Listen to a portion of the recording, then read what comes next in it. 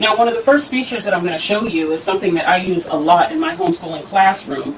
I have a book under the document cam, so that the document cam can look at that book and put it up on the whiteboard. And you can do this also with a TV, you can do it with a computer, and you can do it with your whiteboard. I'm going to be using the whiteboard just to keep it really large so you can see very well. I have the smaller light on the document camera focused on the page so that it gives extra lighting. I can also turn it away from the page, or I can go to my remote control or my camera and turn the lighting up or down depending on my needs. Now, looking back to the whiteboard, the picture is really large, it's pretty clear, and every time you move whatever it is that you have under the camera, you're going to need to press your autofocus button so that it gives you a nice sharp image.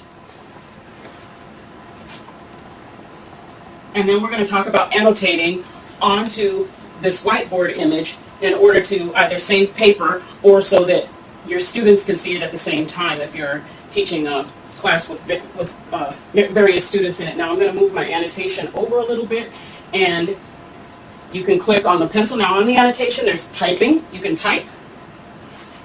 You can do lines, like so, and it makes it perfectly straight and freezes it for you. You can create shapes such as a circle, a square, or a rectangle, any version of a circle or square. And then you can also annotate directly onto it using a very light setting, for example, for highlighting. If you're going to highlight text, you can go a little bit darker probably for that one. And then also you can use it really dark, and I do this sometimes, and you can cover up text. There's various colors that you can use. I typically just use one color to keep the distraction down.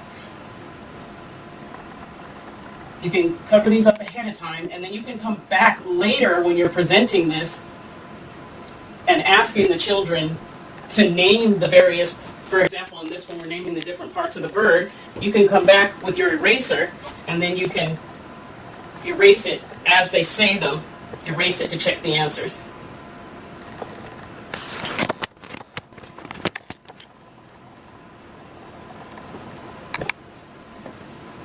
And then also you can utilize the garbage can to get rid of whatever you've highlighted or put on the screen.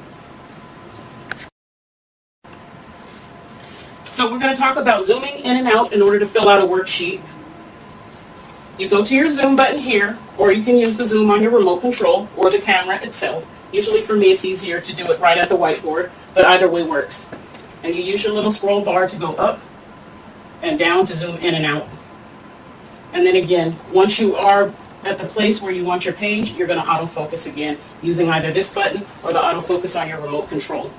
And then again, filling in the worksheet on the page so that you can save it or so that all the children can see it. So for example, if I were going to fill out, let's go to letter C, which is going to be the crown of this bird. And the first thing I want to do is check the darkness of my ink that I'm putting on the board, then the color that I want to put on the board, and last and most certainly not least, I want to make sure the line width. Because if I'm highlighting, I want a thicker line.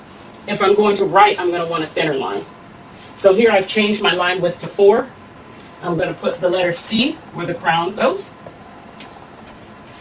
And there we have it. Now, you can save it like this. You can save it blank, and you can save it filled in. So let's say the kids are doing a worksheet, and then you want them to be able to self-check the answers on the whiteboard afterwards. You could do that. You could have it blank, have them fill it in, and then you can have a saved one with the answers.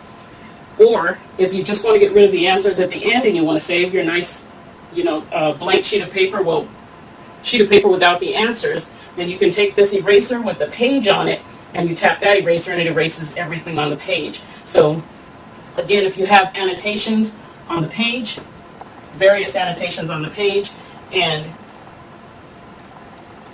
you've written on the page also,